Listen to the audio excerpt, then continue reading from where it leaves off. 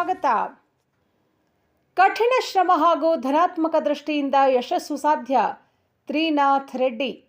ಜೀವನದಲ್ಲಿ ಏನೇ ಗುರಿ ಹೊಂದಿದ್ದರೂ ಸಹ ಕಠಿಣ ಪರಿಶ್ರಮ, ಉತ್ತಮ ಸಮರ್ಪಣೆ ಹಾಗೂ ಧನಾತ್ಮಕ ದೃಷ್ಟಿಕೋನವನ್ನು ಹೊಂದಿದಾಗ ಮಾತ್ರ ಯಶಸ್ಸು ನಮ್ಮದಾಗಲು ಸಾಧ್ಯ ಎಂದು ಕರ್ನಾಟಕ ಕುಕ್ಕುಟೋದ್ಯಮ ನಿಗಮ ಮಂಡಳಿ ಅಧ್ಯಕ್ಷ ಹಾಗೂ ಧನಲಕ್ಷ್ಮಿ ಪೌಲ್ಟ್ರಿ ಫಾರ್ಮ್ನ ಮಾಲೀಕ ಎಸ್. ತ್ರಿನಾಥ್ ರೆಡ್ಡಿ ಹೇಳಿದರು.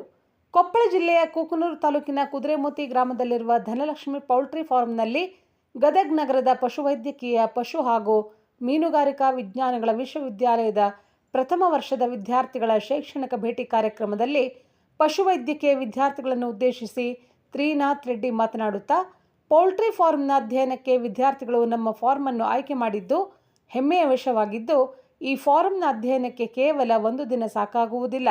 3 ರಿಂದ 4 ದಿನಗಳ ಸಮಯ ಅವಶ್ಯಕವಾಗಿದ್ದು, ವಿದ್ಯಾರ್ಥಿಗಳು ಮುಂದಿನ ದಿನಗಳಲ್ಲಿ ಅಧ್ಯಯನದ ಭೇಟಿಗೆ ಮುಂದಾದಲ್ಲಿ ಅವರಿಗೆ ಬೇಕಾಗುವ ಎಲ್ಲ ಸೌಕರ್ಯವನ್ನು ಕಲ್ಪಿಸಿಕೊಡಲಾಗುವುದು ಎಂದು ಹೇಳಿದರು. ನಾವು ಕಲಿತಿದ್ದನ್ನು ಹಾಗೂ ಸಾಧಿಸಿದ್ದನ್ನು ಇನ್ನೊಬ್ಬರಿಗೆ ತಿಳಿಸಿ ಹೇಳುವುದೇ ಉತ್ತಮವಾದ ಧರ್ಮವಾಗಿದೆ. ಕುಕ್ಕುಟೋದ್ಯಮಕ್ಕೆ ಸರ್ಕಾರ ಸಾಕಷ್ಟು ಸೌಲಭ್ಯವನ್ನು ಕಲ್ಪಿಸಿದ್ದು, ಈ ಸೌಲಭ್ಯಗಳು ಅರ್ಹ ವ್ಯಕ್ತಿಗಳಿಗೆ ಸೌಲಭ್ಯ ಕಲ್ಪಿಸುವ ಕಾರ್ಯವಾಗಬೇಕಾಗಿದೆ. ದೇಶದಲ್ಲಿ ಪ್ರತಿದಿನ ಸರಾಸರಿ 33 ಕೋಟಿ ಮೊಟ್ಟೆಗಳ ಉತ್ಪಾದನೆ ಆಗುತ್ತಿದ್ದು, ಪಕ್ಕದ ತಮಿಳುನಾಡು ಪ್ರತಿದಿನ 7 ಕೋಟಿ ಮೊಟ್ಟೆ ಉತ್ಪಾದನೆ ಮಾಡುವುದರೊಂದಿಗೆ ಪ್ರಥಮ ಸ್ಥಾನದಲ್ಲಿದೆ ಎಂದು ಹೇಳಿದರು.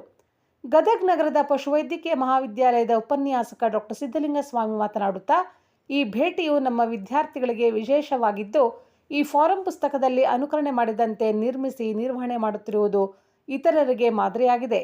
ಮಾಲೀಕರಾದರೂ ಸಹ ಸರಳತೆಯಿಂದ ನೌಕರರಂತೆ ಕಾರ್ಯನಿರ್ವಹಿಸುತ್ತಿರುವ ತ್ರಿನಾಥ್ ರೆಡ್ಡಿ ಅವರು ಎಲ್ಲರಿಗೂ ಮಾದರಿಯಾಗಿದ್ದಾರೆ. ನಮ್ಮೊಂದಿಗೆ ಇಡೀ ಫಾರಂ ಸುತ್ತಾಡಿ ವಿದ್ಯಾರ್ಥಿಗಳಿಗೆ ಅವಶ್ಯವಿದೆ ಎಲ್ಲ ಮಾಹಿತಿಯನ್ನು ನೀಡಿ ವಿದ್ಯಾರ್ಥಿಗಳಿಗೆ ಹೊಸ ಆಶಾಭಾವನೆಯನ್ನು ಮೂಡಿಸಿದ್ದಾರೆ.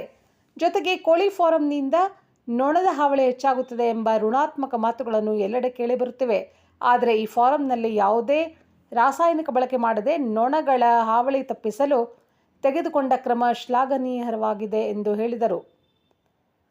ಈ ಸಂದರ್ಭದಲ್ಲಿ ವಿಶ್ವವಿದ್ಯಾಲಯ ಮಟ್ಟದಲ್ಲಿ ಕುಕ್ಕುಟೋದ್ಯಮ ಕುರಿತಂತೆ ಸ್ನಾತಕೋತ್ತರ ಪದವಿಯಲ್ಲಿ ಉತ್ತಮ ಶ್ರೇಣಿ ಹೊಂದಿರುವ ವಿದ್ಯಾರ್ಥಿಗಳಿಗೆ 1 ಲಕ್ಷ ರೂಪಾಯಿ ಮೌಲ್ಯದ ಚಿನ್ನದ ಪದಕ ಹಾಗೂ ವಿದ್ಯಾಲಯ ಮಟ್ಟದಲ್ಲಿ ಔಷಧಶಾಸ್ತ್ರ